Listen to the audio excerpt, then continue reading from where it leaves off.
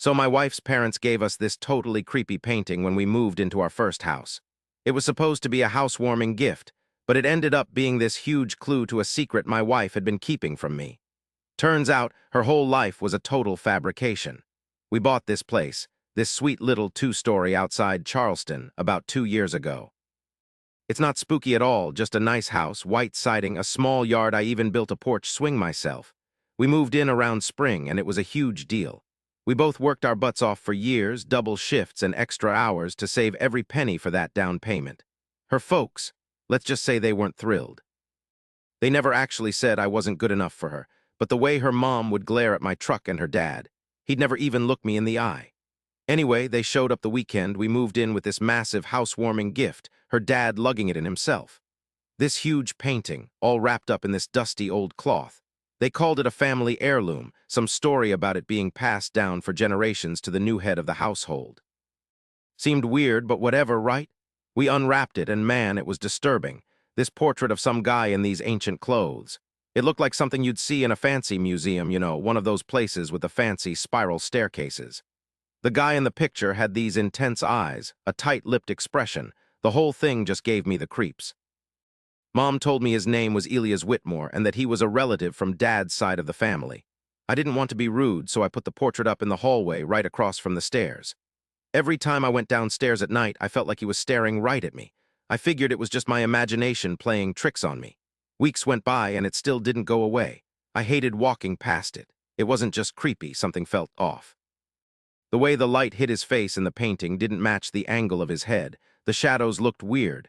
His clothes didn't seem as old as they should have, but the real kicker was his face. There was something about it that felt familiar. One night, I was home alone. My wife was working the late shift at the hospital. I was halfway up the stairs when I stopped to stare at that dumb painting. I don't know what got into me, but I ripped it off the wall and hauled it down to the basement. I sat there under the single bare light bulb, just staring at the painting. I flipped it over. The back was sealed tight with an old paper label glued to the frame, kind of like the ones you see on stuff in museums. It said, Elias Whitmore, 1883. So I Googled the name. Nothing. No historical records, nothing on ancestry searches, nothing in the local archives. That's when I started digging. Over the next couple of weeks, I started putting pictures of the painting up on some art communities and Reddit threads. Someone wrote back, saying it was a dead ringer for a painting in some old collection in North Carolina. Except, the backgrounds were totally different. The old one had the ocean behind the guy, ours had this field with a house. This guy even sent me a picture of the original. He was right. Same dude, just different scenery. So I went back to check out the frame again. Something felt off about it. I tugged at the back until it finally came loose. Tucked under the canvas, between the wood and the backing, was a folded-up piece of paper, all yellowed and brittle, but I could still read it. It was a letter, dated 1972 and signed by some guy named Benjamin Whitmore. In it, he talked about hiding the truth, calling it a necessary lie to protect the family name. He said the portrait was supposed to celebrate someone who didn't deserve it, that this Elias guy was a black mark on the family, and that the original painting had been completely repainted, like, literally covered up to hide the real story. I was so mad, I swear. I took the painting to this appraiser in Charleston. He had a little shop downtown, all dusty old frames and antique stuff. He spent like 20 minutes looking at it before he told me what I already suspected. It wasn't from the 1800s. He said it was painted in the 70s, not a copy, but a fake made to look way older. I told my wife the whole thing. At first, she thought I was blowing things out of proportion, saying her parents probably didn't even know about it. But I pushed her to call them, I really did. She called her mom that night right there with me. When she brought up the picture, her mom went totally silent. Then she just said she didn't want to talk about it and hung up. That was it. Things went from weird to completely unbelievable, I dove back into my research, hunting down every public record I could find about her family. Marriage licenses, death certificates, the whole 9 yards, and I found something. An article from 1974 about this guy, Elias Whitmore, Jr., who'd been arrested for a bunch of disappearances around Charleston. He wasn't convicted, but they thought he was behind at least 4 missing persons cases, 2 of them kids. Man, I got ice cold. The picture in the article? It was the same guy in the painting, same face, same creepy, dead eyes. I printed the article, put it next to the painting, and showed it to my wife. She turned completely white. She swore she'd never heard of this guy she called her dad. This time, he denied everything, said I was making a big deal out of nothing, that Elias was some distant relative or something. They said it was all just rumors. That's when it hit me they were covering something up. They knew. I asked them straight out why they gave us that painting, why now. Her mom just kept saying, it was time, it was time. After that, something inside me just broke. So I started thinking about what that letter really meant. They were hiding the truth, protecting the family name, you know. They handed me that portrait knowing perfectly well who the guy in it was. He wasn't some great ancestor to be proud of. He was a creep, a real predator, someone they desperately wanted to forget about. I couldn't sleep nights after that. Just seeing the thing made me want to smash it. But then a crazy thought hit me. Maybe giving me the painting was some kind of weird test, or maybe they just wanted someone else to deal with all this messy stuff. Whatever their reason, I knew I wasn't going to keep quiet. I didn't tell my wife what I was planning. To be honest, I wasn't even sure myself what I was going to do. But I knew I couldn't let it go. I started digging into those old court records. I took some time off work, told my boss it was family stuff, which was pretty much the truth. I went down to the Charleston County Library archives and got my hands on the microfilm. Elias Whitmore Jr.'s name popped up way more than I ever thought. Not just in newspapers, but in police reports too. Cases that were closed without any arrests, strange accidents, even arson. The more I read, the more it felt like everyone just stopped talking about him after 1975. Like someone flicked a switch and wiped him from local history. But get this, the thing that really blew me away. One article mentioned a family photo taken at the 4th of July parade in 1971. I got a copy. I just stared at it for like an hour before I finally saw who else was in the picture. There he was, dad-in-law as a teenager, 2 steps behind Elias, grinning. It reminded me of that wedding album her folks let us borrow before our wedding. There was this guy in one of the pictures, cut off halfway. Nobody ever said who he was. I figured he was just some random uncle. Turns out it was Elias. He was at their wedding. I printed both pictures, circled their faces, and put them on the kitchen counter. My wife saw them when she got home from work. She picked them up real slow, stared at them forever, and didn't say a word. Then she sat down and asked, "What do you think they're hiding?" It was the first time she let herself believe something wasn't right, that her parents had lied to both of us. And then she said something I'll never forget. She remembered her dad saying, "Sometimes people make monsters and sometimes families keep them as pets." She thought it was weird back then. Now it felt like a confession. That night, I got a call from a number I didn't recognize. I picked up, expecting a telemarketer. It was her father. He sounded so chill, too calm. He said, "You don't know what you're getting into. Some things are better left alone." I didn't say anything. I just hung up. The next day, I went to the basement to grab the photo, and it was gone. I looked everywhere in the house and asked my wife. She hadn't touched it. We never had anyone over to our place. Nobody had a key except for us. Then somebody broke in, but all they took was the painting. That same night, the outside light with the motion sensor went on at 3:12 a.m. I looked at the camera. There was a tall guy in a dark coat walking through our yard, and he actually looked right at the camera before the picture just froze. The cops didn't find any sign of a break-in. Nothing else was missing, just that painting. And the video from the cloud was gone the next day, completely deleted. My wife finally lost it. She said her dad had always been strange, bossy, and cold, but she never connected it to anything like that. Then she told me something else. When she was little, maybe 6 or 7, she remembered waking up one night and seeing a man standing in the hallway just watching her. She always figured it was just in her head. Now she didn't know what to think. We moved the next week.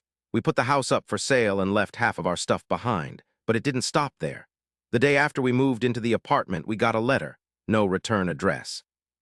Just a folded piece of paper with one sentence on it. "You should have left sleeping dogs lie." I showed it to the police. They said there was nothing to worry about. There was nothing they could do. But 2 days later, someone followed me home from work. I drove past my building 3 times, went around the block, and then lost them.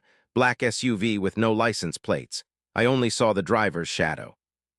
A big person with a hat on, and I couldn't see his face. I told my wife, "We're being watched." She didn't even bat an eye. That's when I started wondering if there was something bigger happening. Maybe Elias wasn't doing this all on his own. It could be that it wasn't just about hiding him, but also what he did and who helped him do it. So I started digging deeper, too. I started looking at property records. This name, Whitmore Holdings LLC, kept popping up on all these land deeds, trust documents, and old bank stuff. Wanna guess who owned the house we just bought before we did? Her dad through that LLC. It wasn't a gift. It was a setup. And that's when it hit me. The portrait wasn't a lie. It was a message. Now, I had no idea who else was in on it, but I was about to find out. I didn't sleep a wink the night I figured out her father owned the house before us. I just kept going over everything. The house, the portrait, the warning, the SUV break-in, the letter. And now, finding out that the property wasn't just some random thing. He put us there. I put the painting there on purpose. But why? My wife started losing it. She was mad at me for snooping, but even more pissed at her parents. She didn't want to believe it, but the proof just kept piling up. And then she remembered something else, something she'd never told me before. When she was a teenager, she snuck into her dad's study and used his computer. He was old-fashioned and never let anyone near it. She remembers seeing a locked folder on the desktop called Archive. She tried to open it, but it had a password. Man, she got scared after that and just never tried again. But now it felt like that folder held the key to everything. So I asked her if she had any idea what password he might have used. She just shrugged and said he always used birthdays or anniversaries, you know, those kinds of dates. I asked whose birthdays. She looked at me, then told me his brother had died when he was little. Drowned in a lake, she said. I stopped for a second. I needed to know which lake. She didn't know. So I spent hours looking up drownings in South Carolina from the 70s. Finally, I found this tiny little news story about Robert Whitmore, an 11-year-old presumed drowned in Lake Marion. They never found his body, just assumed he was gone. Something felt off, though. Then I found another file, an old sheriff's report. It mentioned local gossip saying the kid had been kidnapped, not drowned. But the case was closed after the only suspect died in a fire a few days later. And guess who was named as a close friend of the family? Elias Whitmore Jr. It was all starting to connect. Then came the biggest shock. I checked the property records around Lake Marion. This one plot near the water had been sold 3 times to these shell companies, but they all traced back to Whitmore Holdings, LLC. And the name of the original buyer, Robert Whitmore, he never died. He'd changed his identity. Her dad was Robert Whitmore, that's why there's no death certificate. That's why everything about Elias was kept so secret. So Robert was there, you know. Maybe he helped, maybe he just watched, maybe he even took part. Then it hit me and I almost threw up. If Robert faked his death, disappeared for years, and then took over some dead kid's identity, who the heck was Elias? I went back to that wedding photo, ran it through one of those facial recognition things online. I threw in Elias' wedding picture and that old newspaper photo from the 70s. They weren't the same guy. Totally different faces, same name. The guy in the portrait, that wasn't Elias at all. It was the real Robert Whitmore. And the guy we thought was Robert, my wife's dad, that was Elias. He stole his brother's identity, took his name, his life, probably even his stuff. That letter calling someone a monster, it wasn't about Elias. It was about Robert, the guy in the picture. Elias wrote that letter to cover his tracks, to blame everything on his brother, and then steal his life after that supposed drowning. The guy who gave us the portrait, he killed his own brother. And now I had proof, but I was in a total mess. What would happen to my wife if I blew the whistle on all this? Her whole life was a lie. Her last name was fake, her whole childhood. Everything she knew was built on this huge cover-up, a murder cover-up, maybe even more. And what's worse, somebody still wanted to keep it all quiet. Because right there, holding those 2 pictures, trying to figure out what to do, bam, someone knocked on the door. It wasn't a loud bang, just a soft, gentle knock, 3 little taps. When I opened the door, nobody was there. But on the welcome mat. A picture frame same size as our wedding photo. It was a copy of our wedding picture, except someone had drawn a big red X right over my face. Seeing that X, man, that's when I knew things were serious. I didn't call the cops. What was the point? No proof, no prints, nothing but silence. But I couldn't just wait around for the next scare tactic, you know? So yeah, I did something I probably shouldn't have. I broke into my father-in-law's house. It was empty. I made sure he and my mother-in-law were out of town visiting family in Georgia. I figured I had 2 or 3 hours before anyone checked on the place. I went straight to his office. It had the same old desk my wife remembered from her childhood, the same ancient computer. I had a USB drive and a tiny camera with me. I booted it up, typed in Robert's birthday, found it in that drowning article, and the password worked. The folder opened. And what I saw, it still haunts me. Loads of files, newspaper clippings, pictures, family names, school records, missing persons reports from the 70s and 80s. Each file had dates and notes, some secret code stuff, some regular writing. There was even a folder labeled Control. Inside were notes about messing with people's memories, making them new identities, and getting rid of problems. I kept scrolling until I found a file with my name on it. That's when it hit me like a punch to the gut. This totally unexpected thing. He'd been watching me for years. There were printouts from my social media, records of jobs I'd applied for, even notes from interviews I'd done a decade ago. He knew where I lived before I ever even met his daughter. He knew about all my exes. There were notes about my family's money troubles and my dad's health. It wasn't a coincidence that he picked me. He'd hand-picked me. I was an easy mark. A person with no family nearby, someone who'd be grateful for a house, a present, a chance to feel like I fit in. The portrait wasn't just a sign of a family, it was a test. Could I keep quiet? Would I keep this secret hidden just like they did? I downloaded everything. I left the house exactly as I found it. But by the time I got home, my wife was gone. No note, no call, her phone was dead. I looked at the security cameras. Someone had shut them off 5 minutes before the last alert. It had to be him. I called the cops. This time I had actual proof. I sent the files to a journalist friend I knew from college who worked in Atlanta. He called back, freaking out.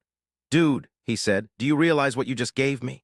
These people had bought off cops, judges, therapists, and social workers. Some of the people in here are still big shots. He told me to shut up. But I couldn't, especially since my wife was missing. It's been 3 days, no word. So this package shows up. No return address, naturally. Inside, a burner phone. It buzzed with one text. "Meet me where it all began, Lake Marion." I knew instantly it was him. I drove straight there. Didn't say a word to anyone. I didn't bring a gun, just the phone and a USB drive. There he was, standing on the dock. My wife was right beside him, looking ghostly like she'd been bawling for a week straight. He turned, all calm and cold. "You should have stopped," he said. "You could have had a nice, quiet life." I asked him point blank what he'd done to her. "Nothing." "Yet," he said, "that's when I decided." I pulled out the USB and tossed it in the lake. First time I ever did something like that. He was stunned. "It's backed up 3 places," I told him. "Try me." He looked at me, then back at my wife. "See, he's just like me," he said. That rage, that gut instinct, it's in all of us, I guess. She didn't say a word. Then, slow as anything, she pushed him. He lost his footing, tumbled right into the lake. He didn't come up. We just waited. Nothing. My wife whispered. "He always said he couldn't swim." She kept staring at the lake. Me too. A week later, everything went public. A journalist friend of mine spilled the beans. The story blew up. National news, arrests, judges resigning, lawsuits flying everywhere. It tore open a huge, ugly secret in Charleston that nobody wanted to deal with. We left. Got new names. She really committed to therapy. So did I, man. There's this one thing I'll never shake. I could have walked away, you know. The warning signs were there, plain as day. But I kept going, even after she practically pleaded with me to stop. I was convinced I was doing the right thing, being righteous and all that. But honestly, I dragged us both through hell. We made it out, yeah, but things are different now. It's like sometimes getting what you think is justice. It comes with a price. Sometimes that revenge thing, it burns everyone up, even the person lighting the match.